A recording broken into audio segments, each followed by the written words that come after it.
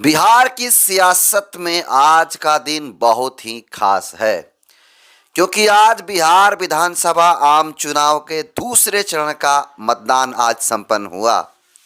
ऐसे में पूरे प्रदेश की जनता की निगाहें अब टिकी है बिहार में विधानसभा चुनाव के परिणाम का। जी हाँ, क्योंकि आज दूसरे चरण के मतदान में जनता ने अपना पूरा मत ईवीएम में कैद कर दिया है। अब इंतजार है बिहार विधानसभा के चुनाव के रिजल्ट की कि कौन बनेगा इस राज्य का जो मालिक कहा जाएगा, एक तरह से मालिक कौन बनेगा। लेकिन आज के इस वीडियो में आपको मैं बताने वाला हूं कि बहुजन समाज पार्टी की पूरे प्रदेश में यानी पूरे बिहार में कितनी सीटें निकलने वाली है ये भी बताऊंगा और पूरा नाम रख करके बताऊंगा। अंत में जिस विधानसभा का नाम रखूंगा वो 95% सीटें वो निकल रही है। जी हाँ, आज के इस वीडियो में इस टॉपिक पे बात होगी कि बहुजन समाज पार्टी की कितनी सीटें आने वाली है। यूँ कहिए कि एक तरह का एग्जिट पोल बताने वाला हूँ। लेकिन कुछ बताने से पहले नए दर्शकों का अपना परिचय दे देता हूँ। नमस्कार, मेरा नाम हरेंद्र बसंत है और आप देखना शुरू कर चुके हैं धम्मा भारत टीवी। देखिए, आपको बता दूं कि बिहार आम विधानसभा चुनाव में तमाम पार्टियां अपना दमखम के साथ चुनावी मैदान में उतरी थी। एक तरफ एनडीए गठबंधन है और एक तरफ से महागठबंधन। वहीं तीसरे फ्रंट के रूप में एक और मोर्चा बना था जिसमें ओवैसी थे, आज़ाद समाज पार्टी थी और स्वामी प्रसाद मौर्य की पार्टी अपनी जनता पार्टी थी, वो थी। और एक तरफ जनसुराज लड़ रही है, एक तरफ बहुजन समाज पार्टी लड़ रही है। तो ऐसे में बहुजन समाज पार्टी की स्थिति कहाँ है और कितनी सीटें आ पाएगी, आज के इस वीडियो में बात करने वाला हूँ। लेकिन आपको बता दूं कि आज का दिन खास था क्योंकि आज 2025 विधानसभा चुनाव के आखिरी मतदान थे, यानी सेकेंड फेज में जो मतदान था वो था। आपको बता दूं कि फर्स्ट फेज में 121 विधानसभा सीटों पर चुनाव थे, मतगणना हुई, मतदान लोगों ने किया। और आज 122 विधानसभा सीटों पर वोटिंग हुई। कुल मिलाकर दोनों फेज का वोटिंग हो चुका है। ऐसे में बहुजन समाज पार्टी कितने सीटें ला सकती है, क्योंकि आपको बता दूं कि बहुजन समाज पार्टी कुछ जिले ऐसे हैं जहां बहुजन समाज पार्टी का पूरा दबदबा है। जी हाँ, आप सही सुन रहे हैं, उन सारे चीज़ों का बात करने वाला हूं। तो आपको बता दूं कि बहुजन समाज पार्टी, आप सबको पता है कि जब चुनावी सरगर्मियां तेज चल रही, अभी स्टार्ट भी नहीं हुआ था, उस समय आकाश आनंद जी का लगातार 10 दिन का कार्यक्रम लगातार रहा। ऐसे में आकाश आनंद जी के साथ युवा जुड़े और युवाओं ने काफ़ी बढ़ चढ़ करके बहुजन समाज पार्टी का हिस्सा बने और वोटिंग करने का काम किया, प्रचार प्रसार करने का काम किया।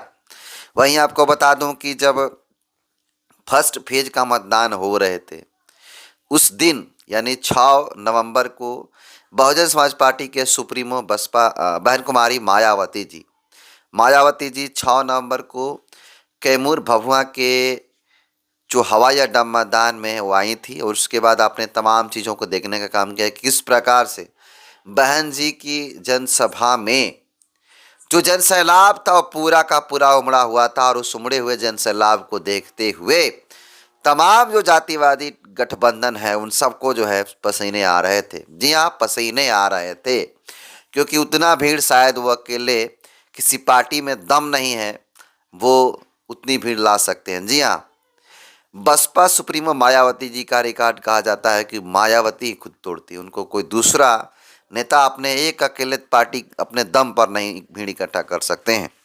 तो आज के इस वीडियो में बात करने वाले हैं कि बसपा कितनी सीटें जीतने जा रही है। तो देखिए, बहुजन मीडिया के रिपोर्ट के मुताबिक, सर्वे के मुताबिक बहुजन समाज पार्टी लगभग 10 सीटें जीतने जा रही है। जी हाँ, बहुजन समाज पार्टी 10 सीटें जीतने जा रही है। मैं सबका बारी बारी नाम रखूंगा, लेकिन आपको बता दूं कि अंत में जिस विधानसभा का नाम रखूंगा उस विधानसभा के 10वां जो विधानसभा सीट है उस विधानसभा पे बहुजन समाज पार्टी का 95% जीतने का चांस है। जी हाँ, तो चलिए शुरुआत करते हैं। पहला मैं आपको नाम रखूंगा बिहार के गया जिला का गुरुआ विधानसभा, जी हाँ गुरुआ विधानसभा, जहाँ से राघवेंद्र यादव जी चुनाव लड़ रहे हैं। जी हाँ, बिहार के गया जी, अब गया था अब गया जी हो गया है। गया जिला में गुरुआ विधानसभा पड़ता है। उस गुरुआ विधानसभा में राघवेंद्र यादव जी चुनाव लड़ रहे हैं, जो और काफ़ी दमखम के साथ चुनावी मैदान में उतरे हैं। और कहा जा रहा है कि गुरुआ विधानसभा में भी बहुजन समाज पार्टी का दबदबा है, वोट एक तरफा गिर रहा है। दूसरे नंबर पर बक्सर जिला। बक्सर जिला का राजपुर विधानसभा, जो अनुसूचित जाति यानी एससी कैटेगरी के लिए सुरक्षित है, जहां से आपको बता दूं कि बहुजन समाज पार्टी चुनाव निकाल सकती है। और वह है वहां से लालजी राम जी बहुजन समाज पार्टी के उम्मीदवार हैं। और वो काफ़ी जमीनी नेता है लालजी राम जी। जी हाँ, जमीनी नेता। उन्होंने 34 साल से लगातार बसपा के लिए काम किया और उनको पार्टी ने दोबारा मौका दिया है। जी हाँ, पार्टी ने दोबारा मौका दिया है, क्योंकि 2015 में भी वो चुनाव लड़ने का काम किए थे। 20 में उनका टिकट कट गया। वही फिर बक्सर विधानसभा, बिहार के बक्सर जिला का बक्सर विधानसभा है, जहाँ से अभिमन्यु सिंह कुशवाहा जी, जहाँ से अभिमन्यु सिंह कुशवाहा चुनावी मैदान में उतरे हैं। और वो उनका वोटिंग हो गया है और अभिमन्यु सिंह कुशवाहा का अच्छा खासा एक तरफा वोट गिरा। हालांकि लड़ाई कई लोगों के साथ है, लेकिन कहा जा रहा है कि बहुजन समाज पार्टी की जो बक्सर विधानसभा की सीटें हैं वो चुनाव निकल सकता है, वो चुनाव जीत सकते हैं। चलिए चौथा पे बात करते हैं। चौथा है बिहार का औरंगाबाद जिला। बिहार का औरंगाबाद जिला का औरंगाबाद विधानसभा से एक बहुत ही मजबूत नेता हैं शक्ति मिश्रा। जी हाँ, शक्ति मिश्रा जो बहुजन समाज पार्टी के उम्मीदवार हैं और काफ़ी बेहतर परफॉर्मेंस कर रहे हैं। वहाँ से कहा जा रहा है कि औरंगाबाद भी शक्ति मिश्रा जीतने का काम करेंगे। और उसके बाद आपको बता दूं कि आपको बताने का काम करूंगा कि जो अगला विधानसभा है वजीरगंज। जी हाँ, वजीरगंज ये गया जिला में पड़ता है। वजीरगंज विधानसभा, यहाँ पर तो जलवा ही जलवा देखने के लिए मिला।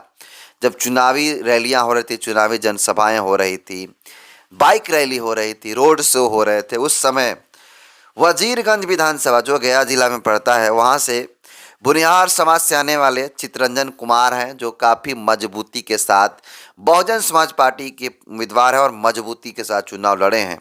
तो कहा जा रहा है कि वजीरगंज विधानसभा भी बहुत ही बेहतर परफॉर्मेंस में है। अच्छी खासी लड़ाई में वो सीटें निकल सकती हैं। चलिए उसके बाद अगला है बिहार का रोहतास जिला के अंतर्गत आने वाला करगहर विधानसभा। जी हाँ, करगहर, जहाँ से आपको बता दूं कि वहाँ से बहुजन समाज पार्टी ने उम्मीदवार बनाया था उदय प्रताप सिंह जी को। उदय प्रताप सिंह जी कुर्मी समाज से आते हैं और जो रोहतास का करगहर जिला, करगहर विधानसभा है, करगहर विधानसभा कहा जाता है कि कुर्मी लैंड है, यानी कुर्मी समाज की आबादी वहाँ पे अच्छी खासी आबादी है, ज़्यादा से ज़्यादा लोग हैं। तो वहाँ पे कहा जा रहा है कि उदय प्रताप सिंह को कुर्मी समाज देगा, कुशवाहा समाज देगा, और दलित समाज में रविदास समाज है वो तो डेफिनेटली देगा ही देगा।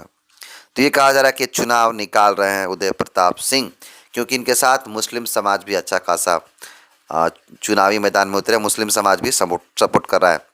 अगला है चैनपुर। जी हाँ, बहुजन समाज पार्टी की बिहार में राजधानी कहे जाने वाला चैनपुर विधानसभा। जी हाँ, चैनपुर विधानसभा, जहाँ से राजपूत समाज से आने वाले धीरज कुमार सिंह को बसपा ने प्रत्याशी बनाया है। और आपको बता दूं कि वहीं चैनपुर विधानसभा है कैमूर जिला के अंतर्गत आने वाला, जहां से जमा खां जी बहुजन समाज पार्टी के टिकट पर चुनाव जीते और उसके बाद वो जदयू में भाग गए। फिर भी लोगों का वहाँ जो है बहुजन समाज पार्टी की राजधानी कहा जाता है उस विधानसभा को। इस बार भी बहुत जीतने का चांस है, वह भी निकल सकता है। उसके बाद है, ये सब सीटें जो बता रहा हूँ ये सब जीता हुआ सीट है कैमूर की।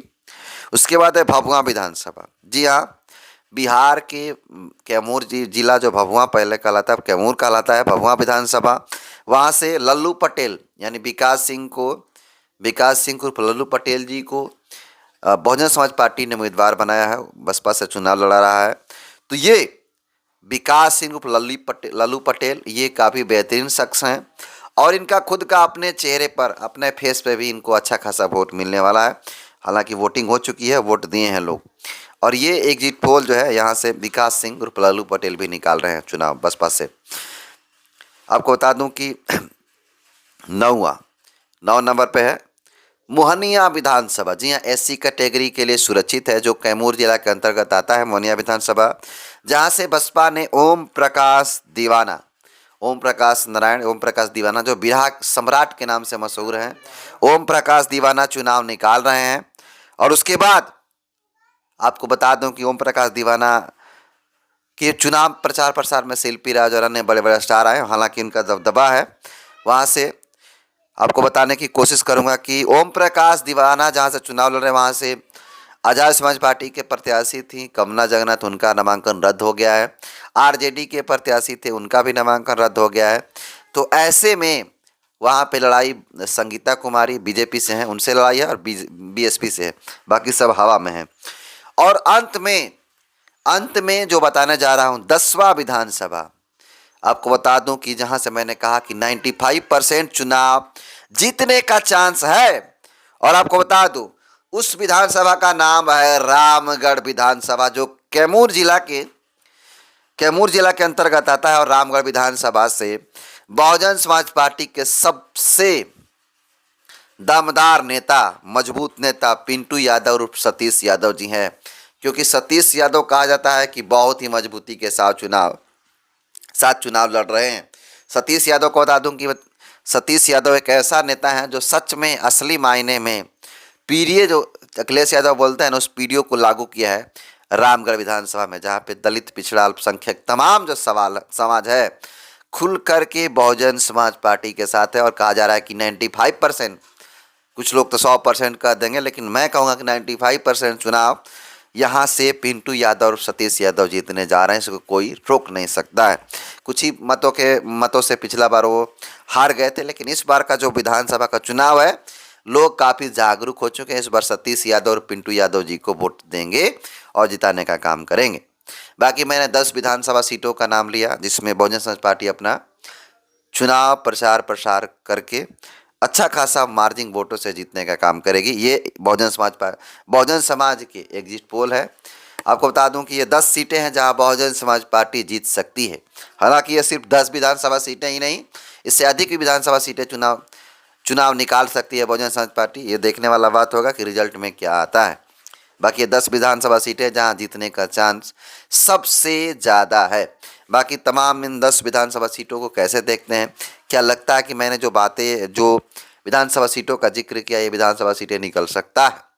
बाकी इस पूरे विधानसभा सीटों को जीतने का चांस मैंने बताया। बाकी आप इसको कैसे देखते हैं, अपना फीडबैक जरूर दीजिएगा। बहुत बहुत धन्यवाद।